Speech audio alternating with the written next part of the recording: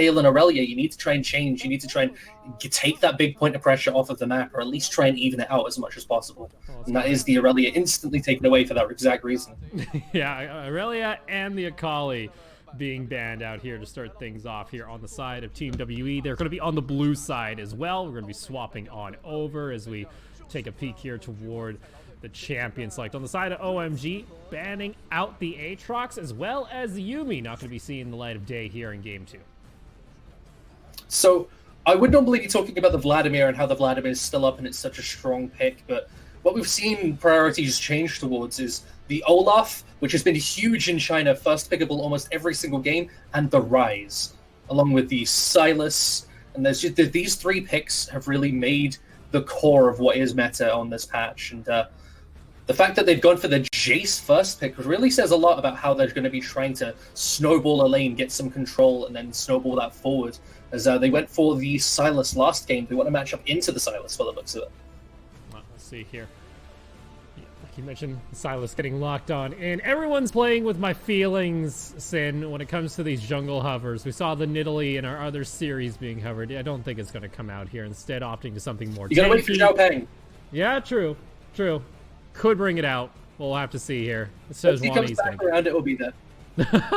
So yes, Sejuani plus a melee is what we're looking at right now. So this is the kind of the biggest thing that's been rising. It was big for a while earlier on this year, and it's come back again with Sejuani plus Camille, which we've been seeing in Korea. Sejuani plus Yasuo, Sejuani plus Aurelia, Sylas. These champions that she can help her proc her stun very quickly. It means the 2v2 pressure is just that much more immense. See here, the Ryze, though, going to get locked in on the side of Team WE along with the Rek'Sai. We saw that to great use in our first series of the night. This time around, WE is going to be bringing that into the jungle. So what I think they want to do here is get Poss on the matchup of the Ryze into the Sylas, so he can just go phase rush and get out of dodge pretty quickly, pretty easily, not have to worry so much about the 1v1 matchup, and still be able to scale up into the game like we were talking about, not just conceding the lane, actually having the ability to be an aggressive carry and not just get solo killed hoping that you can impact later on.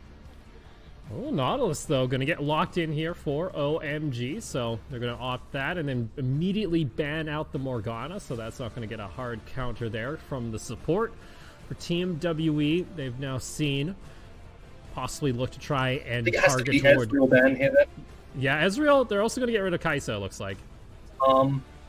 Yeah, Ezreal, Tahm Kench, these kind of bans from OMG, just trying to stop them from having an easy escape in the bot lane. Maybe even a Sivir, just trying to take away one of those safety options. But the thing is, if you just give them whatever they want, I think Mystic is just happy to go for an Ezreal, Tahm Kench lane and let the Ryze scale up and let the Jason Rek'Sai try and snowball through topside. See here, Galio going to be banned out. Final ban from OMG. Again, targeting toward that bot lane. We'll see from WE, like you mentioned. Look to possibly ban out that Ezreal. And it's going to be instead the Lucian getting banned out here by WE. Yeah, I was meaning more OMG banning the Ezreal away. Yeah. Yeah, so the Lucian of the Kai'Sa bans is just saying, no short-range aggressive ADCs, you have to play wave clear. So they're going to go for this Sivir, which is a nice pick away. It means that they pretty much have to go for an Ezreal Tahm Kench lane, concede all pressure bot lane. It's going to give Penguin a much easier time, considering this isn't a great jungle matchup for him. See, like you mentioned, the Sivir going to get locked in for WE. We'll see what they want to do here for their bot lane, if they want to opt into an Ezreal Kench. Got some options, got a little bit of time left, but might be instead going for something maybe aggressive that can maybe find some picks, as the Alistar is going to get hovered. Show me the confidence that you got here. Pull out the Vayne. Come on, give me this. Go Vayne into Sivir. Give me this. Even against Nautilus, doesn't matter. Go for it. Or maybe something a little more wacky here from WE. Maybe not an ADC at all. Be a bit of a change up. I don't know. I do like the idea of going Cleanse ADC here. He's hovering the Cleanse. I think that could be important considering he's up against Nautilus, Sylas, and of course the Sejuani as well. But it is going to be that Vayne coming through. Vayne into Sivir. This is the classic counter matchup. Vayne, known for her ability to 1v1 Sivir, come those mid-game points. But what Sivir has now is a lot more early game pressure. Her Q, her Boomerang Blade, does so much more damage than it did back when Sivir was meta in the point where she just pressed R and everybody could run. She's now more of a self-sufficient champion with her wave clear, with her ability to fight 1v1, and now it's going to be a bit more difficult for Mystic, but if he can start to get ahead, you look at the rest of the team he's got around him, and they've got the space they can buy for him to just DPS down these tanks. Yeah, especially. That final pickup is going to be Camille up in the top lane for OMG, so that's going to be Curse this time around. Had a good showing on the Irelia, but of course that was banned out here by WE, so we're going to opt in to this Camille, and from the looks of it here, again, OMG kind of waiting more for that team fight there, but for WE, it's keeping that Vayne alive. So we had the Sejuani on Team WE last game. This time, we're looking at it on the side of OMG, and that Sejuani always tells you that you want to have a pick comp. You want to be snowballing towards the mid game. It's not so much an early game setup. It's once you start to get that level 6, once your champions start to get a bit of attack speed, and these melee laners, you can really start shredding through people, and you can force these 2v2s far easier. But when you look at Sejuani plus triple melees plus a Sivir, they need to be running people down. They need to be catching people out of position around that sort of level 9 mark. Otherwise, the game's just going to slip away from them. When you look at a Ryze on the other side, when you look at a Vayne on the other side, it could just turn on them if they don't capitalize on those windows of opportunity. Yeah. For WE, looking to bounce back here. They're looking to tie up this series, force a game 3 in OMG's home arena. OMG looking to start off their season with the right footing.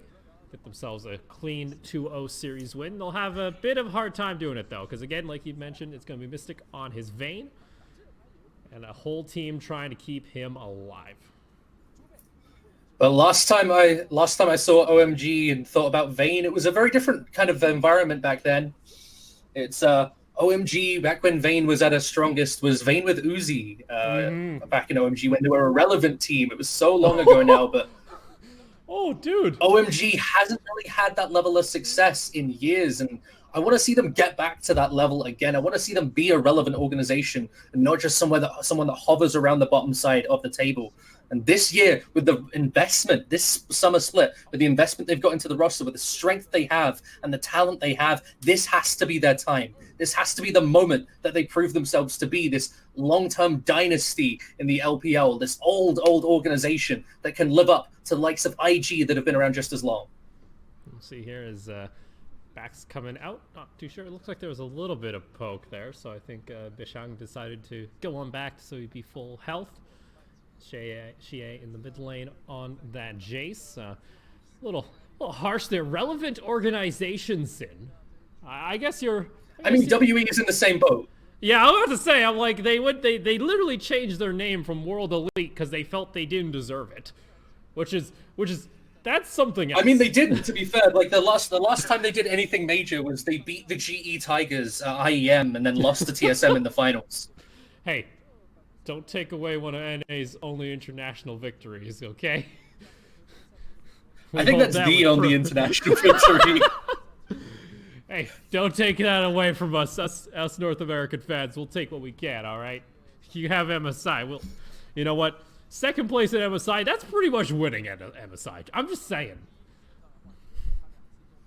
All right, so does that mean EU won Worlds then? No, okay, because that doesn't count. Okay. Yeah, well, NA guys, you pick and choose. You know what? For EU, we're nice. We're nice. All right. We retconned season 1 to be a Worlds just for you guys. All right. We do nice things. Either way, some early trades coming out from Icon and Xie, as there's also a bit of a tussle for the Raptor camp, of all things, as Bishang decided to go for a little bit of an aggressive invade. Is going to get spotted out there by Penguin.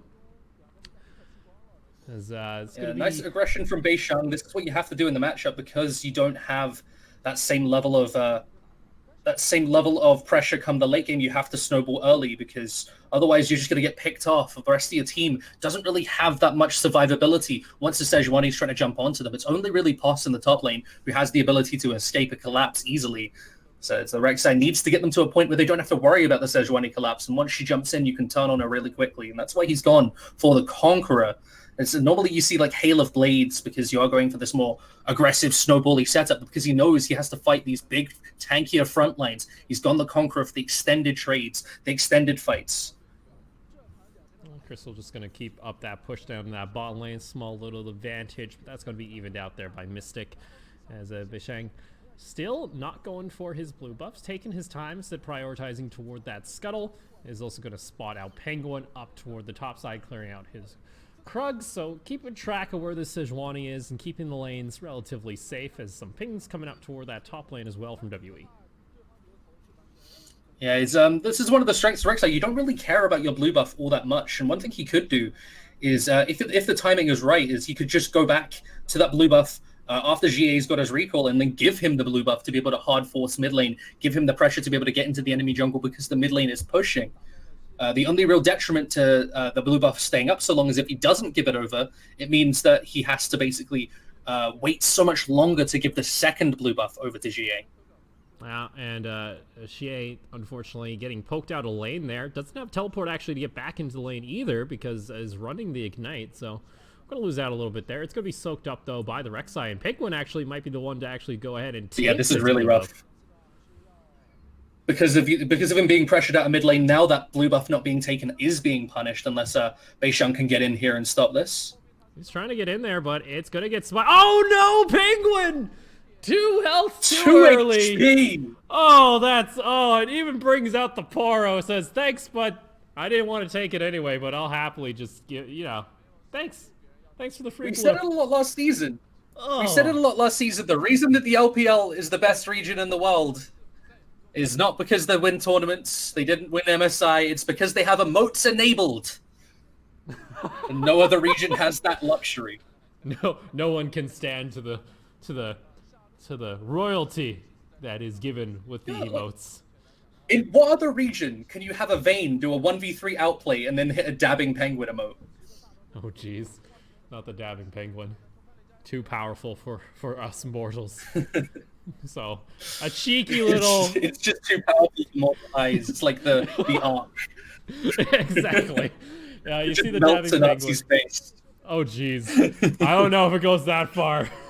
But oh no. Hey, it's the arc, my dude. It's the arc, yes, but I don't know if a dabbing penguin can do that. But either way, Icon trying to be aggressive. Hello, it's a party in mid lane. Icon trying to get back to safety. He's going to jump on in, and that's going to be first blood. Going on over to Missing, not the person you wanted to give that over to, but nonetheless, it is a kill going in favor of WE to start things off. Hey, he earned that gold from a clean Alistair combo. He pressed all his buttons in a row and earned the team that kill. He's a big boy. I like what Potter's been doing for the top side, though. I want to quickly touch on this, because what he's been doing consistently, and I've been trying to keep a track of this on the minimap, is he's just been trying to stack up the wave against Curse for as long as possible, and he's done this a couple times, once for the first recall, and now again, potentially looking for a second. He forces the wave all the way under tower once the cannon minion hits. He's just basically last hitting, trying to zone Curse off of the wave. The moment the cannon minion arrives, you hard shove it, so he ends up under tower for so long that you get a free recall off, but Curse just can't really do anything in the meantime. Has to deal with that huge wave that's pushing into him. Yeah, unfortunately their Curse is not able to do a whole lot when it comes to the lane. Gonna have to wait for some help from possibly Penguin. Tried to make an answer there in the mid lane, but it didn't work out. So again, that first blood going over to WE, and a little bit of a CS lead here and there. Also adding up for a quick 1,500 gold lead to start things off, as Penguin also going for an invade himself, trying to match the Rek'Sai as they actually go on over and actually going to take away this blue buff. That's at least able to get the blue buff back in trade for what happened on the other side of the map, but Sejuani is just trading this for a nice little grump of her own, getting some gold into her pocket. But GA, he really needs this blue buff a lot more than Icon does right now. Icon's got a decent amount of mana regen. You can see that in his build. He's got the Dark Seal, he's got the mana, the Fairy Charm, of course the Doran's Ring, and the Potion, which can all help him get with that extra mana. And on the other side, it's only really the Corrupting Potion and the Cookies, and the high mana costs of the Jace when you don't have the tier build available like you did seasons ago. You do really need this to be able to push consistently, otherwise you're just basing on cooldown. You just reminded me that I had cookies in my Subway order and I haven't been able to get it just yet. Meanwhile, bot lane, they're coming in for dinner as WE picking up a quick kill on Crystal there. Gets caught out, and that's another kill going on over to WE. And it's going to be Beishang picking up his $5 footlong. As he's able to get a nice bit of gold into his inventory. Oh no. You're killing me, Sid. Killing me.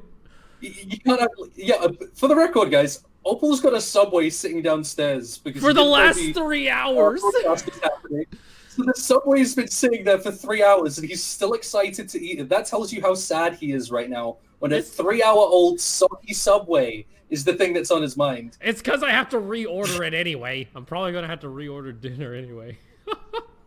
I'm just really hungry. I haven't eaten today, and it's almost like 9. It's 1:30 p.m. over here. Yeah, so it's like lunchtime for you. You have so much time to eat. I still have to haul all this stuff. You know what I did this morning? What did you do? First thing I woke up, I went to the local store and I got a fresh baguette and made a sandwich. Fresh baguette? Oh, wow. Wow. See, the freshest thing I get is, well, it goes bad within a day.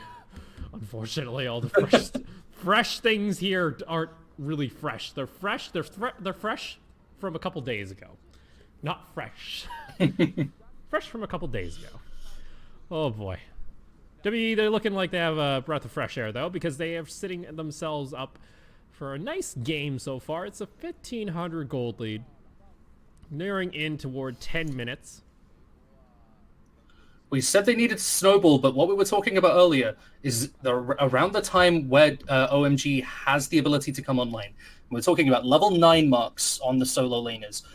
Penguin having his ultimate. The OMG nearing their second ultimates, having their first ability maxed. That's around the phase of the game where you can start making these pick plays as OMG, and they've gotten to that phase without losing too much. There's not really any towers gone down. There's not really that much lost in terms of tower shards, just that one in the top lane so far. So if they can get a couple of plays off in the next few minutes, the next 5 minutes, then they're going to be in a comfortable position come the mid game. They know they've got a really nice team fighting comp. So I don't think they have to be too afraid right now. It's just a case of denying WE any extra resources that they might accrue.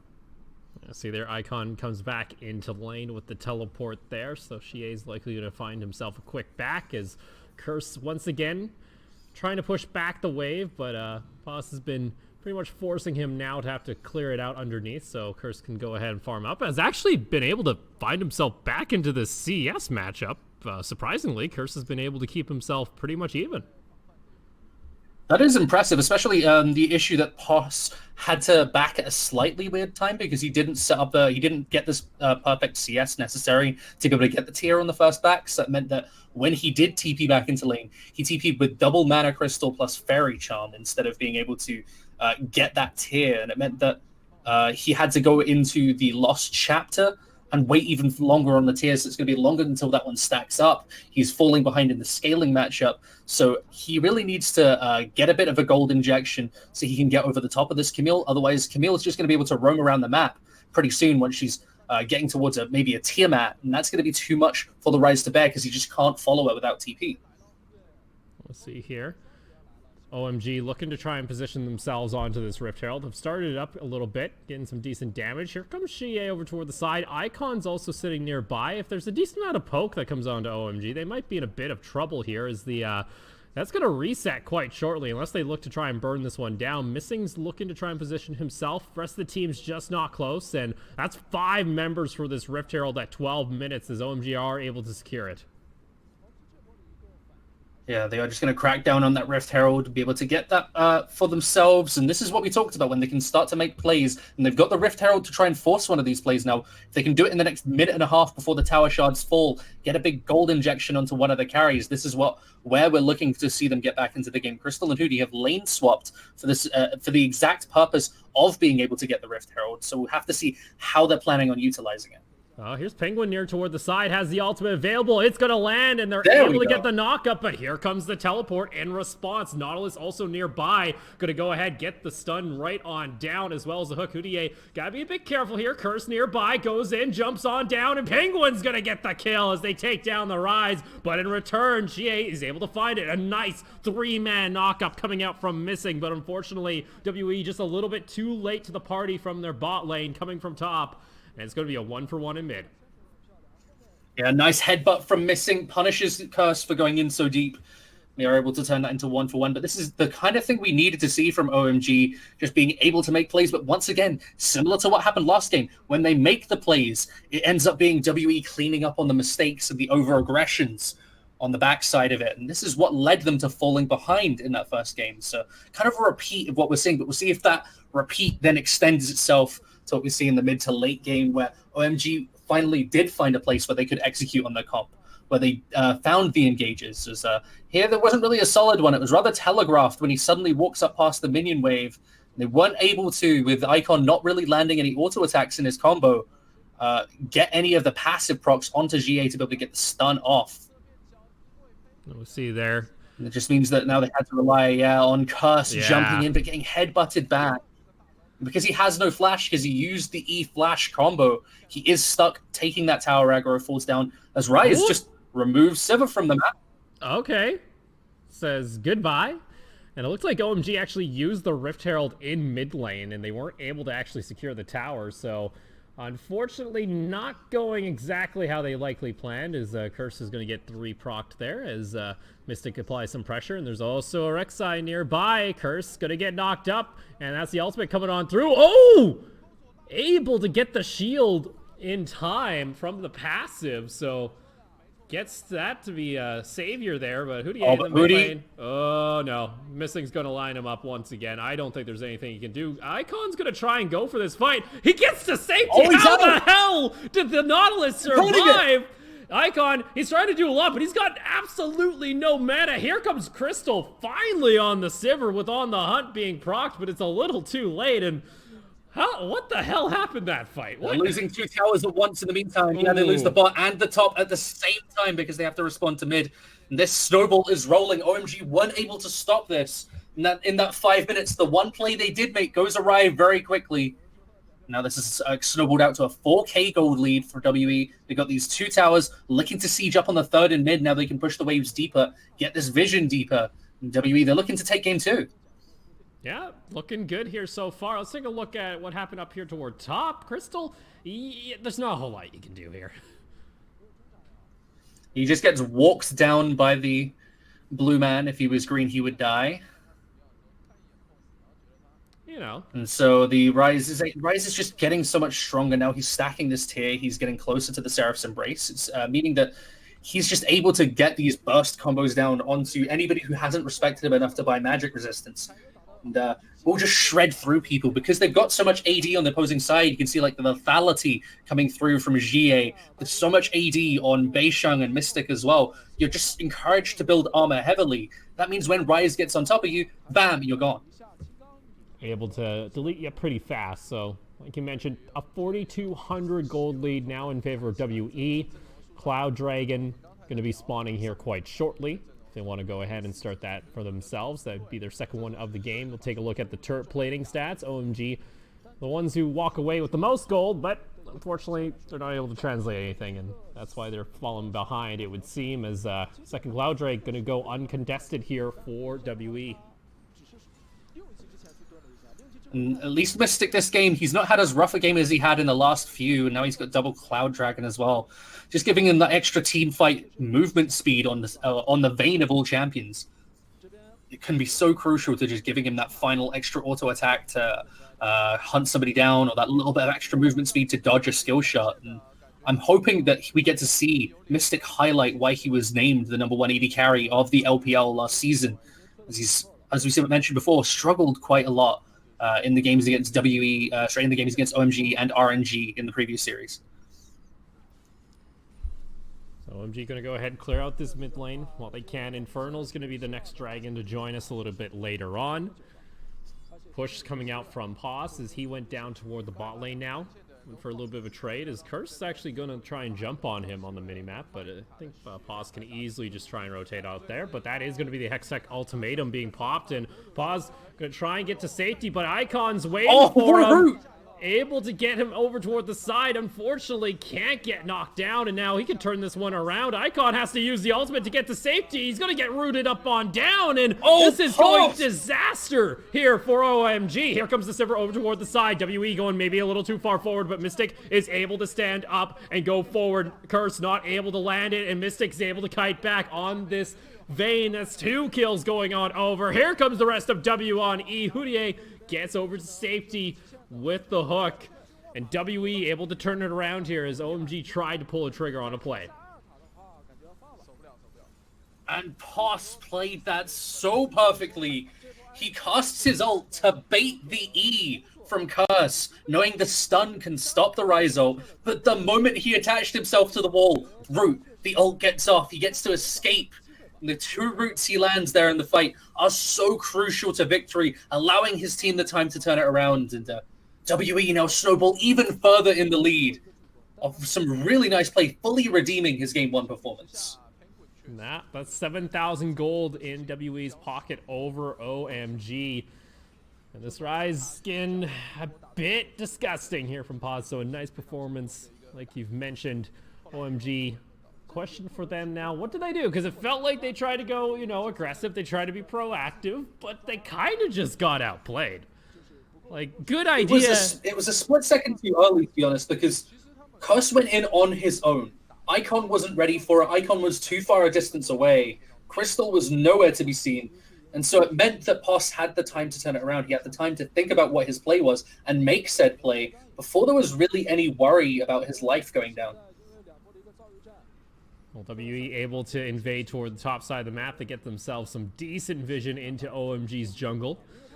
So if they can look to try and catch out a member possibly going on over to try and ward Baron or something along that, they might be able to get themselves a quick pick. And so far, so good. Now we're looking to see how WE try to close out this game after acquiring quite a massive lead. With this much vision, it's really hard for OMG to execute on what their comp wants to do. Make picks.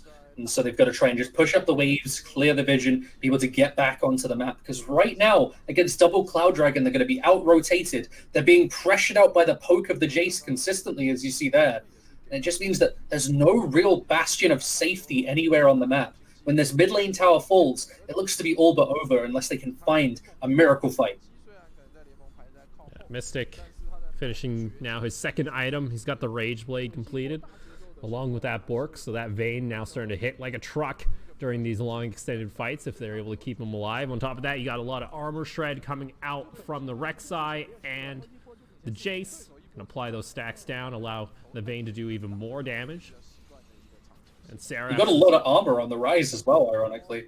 Yeah, you got the Ninja Tab. Rise is actually the tankiest champion in the game right now. You can compare his items to Penguin's. He's actually got more tank stats than Penguin. Which, a little weird to say when Penguin's supposed to, you know, is playing a Sejuani. Oh, no. Oh, WE. They set a trap, and Icon has fallen for it. Icon should be able to at least delay this for a bit if OMG can actually find something, possibly. That is a good question. Aisham's going to look for a Q. Is not going to connect Yeah, fully. when he finds the Q, he's go. got the ultimate to attach himself. It's already too late, yeah. Meanwhile, mid lane, Icon's just going to give that one over, buying some time. Yeah, buy some time. For OMG, though, they don't really get much out of it. They can't really do much other than clear the waves in mid and bot, and actually bot lane's starting to push up. That's going to be Curse having to answer that. Does have teleport to join in during the fight. Icon's going to be down for 20 seconds. That'll allow WE pretty good control toward possibly this now Infernal Drake, as I do believe it is going to be spawning quite shortly. Here goes the tower by the looks of it. Yeah, it should be... it'll be another wave. It's pretty close. They don't want to overstate. Sivir has a lot of movement speed, and they'd rather just get the Infernal Dragon, their third dragon of the game. Yeah. You know, that's they're stacking these dragons up, and it's not too far from an Elder Dragon being the win condition. They can likely end before then with a Baron, but all the same, having that backup win condition if it does go even later, if the Sivir does try and get to the 500 CS Teddy threshold. The dream, as most Sivers will tell you. Yeah, the full Jin Air. The full Jin Air. Oh, there's the tag there. Houdier gonna try and get himself over, but unfortunately he can't run too far. Mystic gonna pick up the kill as the tower falls, and even with On the Hunt being burned by Crystal, it's gonna go on cooldown, and it's not looking good here for OMG. It's starting to feel like they've kind of considered this game done, possibly, and are looking forward toward Game 3. And you know, WE, they look at that play around the mid lane tower, and they look at last game and go, but look at how much easier it is when you actually take the tower first. As they're just playing this so cleanly. Very little over-aggression from the side of WE, where they're just controlling the map, ending up just choking out OMG and finding these individual picks here and there and snowballing them into more vision control, into better control of the map. And we talked about Vayne a bit earlier, saying, would Mystic get his chance to show why he is considered such a good AD carry? In that fight in the bot lane, he picked up 3 kills, so he's already very fed. As you mentioned, the Gwinsu's Rage Blade completed, so he's got a lot of team fight potential. They just need to get him into an environment where he can put down that damage, because he's got the Rise and the Rek'Sai, the Alistar, all buying the space for him to do that without just being jumped on. Oh no. Yeah, Crystal gonna get taken down immediately there. Not a whole lot left to be said here. It feels like WE are really running away with this one. Can Curse actually do this? He's using everything, but the rest of the team is here, and here comes that Rek'Sai out of the ground. Yeah, the Penguin's gonna give you a quick hat, because unfortunately, I don't think OMG can last much longer. That's gonna be the push coming in from mid lane, as well as bot lane, as it gets taken down. Inhibitor now exposed in bot. And the push coming in from mid, and Icon is up in top lane, doing Silas things, it would seem, but the rest of his team is a little bit in shambles. Nothing he can do. This is what I've heard AD carries in Silver call a rage split. Okay. Where you just go, I'm fed up with the fact that our team has 0 towers. I'm just going to go top lane and try and force one. Gonna get at least one tower. When we lose the game, it doesn't look as bad. You know, you can get the credit for taking the only objective for your team. Boom, you're the team player. You could be like, team, you're trolling. You didn't get a single tower. I got the only tower. 5,000 IQ. Oh, they're really pushing? Okay. How long can they go? I guess they're going to get a rise here. They get pause. All right. Did they get anything else? Are they going to try and go for... is big dead. Are they going to try for this? Are they going to go for this? They could potentially. They don't have much damage, but the collapse and the jungler still being alive, I think they can actually take a 4v5 here. They're going for this. Meanwhile, look at bot lane. Yeah, There's also a teleport available for pause once he comes back up. If OMG don't do this, it's pretty much game over. They're on the ropes. This is honestly looking like the nail in the coffin either way, but OMG, they're going to go ahead and fight over toward the side, but they get Mystic once again is going to be able to find himself the kill, and he's just able to lay out damage. That's going to be the game, as Pause is going to go ahead and respawn here in a couple seconds. The ace for WE, and in dominating fashion, 26 minutes on the clock, that should be game. Yeah, and WE, they stood around that Baron going, we don't have to fight, we just have to take it slow. Let the super minions do the work. Poss can just TP into the base. It forced OMG into a lose-lose situation. Either they lose their base, or they lose the fight around Baron. They didn't get both, and it means that they lose the game in a clean fashion by Team WE. That's going to be game 2 going on over to WE as they tie up the series 1-1 against OMG. Much different game 1 from what we saw in game 1 from WE. Much better, and OMG, that one, once it was lost, it felt like, at this point, we'll just move on. We'll get set for game 3. Yeah, and they crucially were able to neutralize the top lane matchup. Last time, when we did see this start to snowball for GA, they had on the other side, it was Curse, just as strong, if not stronger, able to hold up, go over the top of Poss, and then start to impact the mid lane to the point where GA started to become a non-factor as the game went on. So the fact that Poss was able to neutralize it, actually win that top lane matchup, made all the difference for the amount of control they could get on the map. Beishang had a much better game as well. And even though Crystal and Hootie, they were doing fine lane, it got to the point again where it didn't matter. Mystic snowballed off of these fights created by the fact that the solo laners were so far ahead. So for WE, they're going to be feeling pretty good about themselves. They can look forward now to game 3 and try and take this series away. OMG, again, this is their summer opener at this point, so maybe they can try and fight their way back toward this one. We'll have to see. Game 3 is going to be coming up after a short break. We'll be right back with more coverage of the LPL.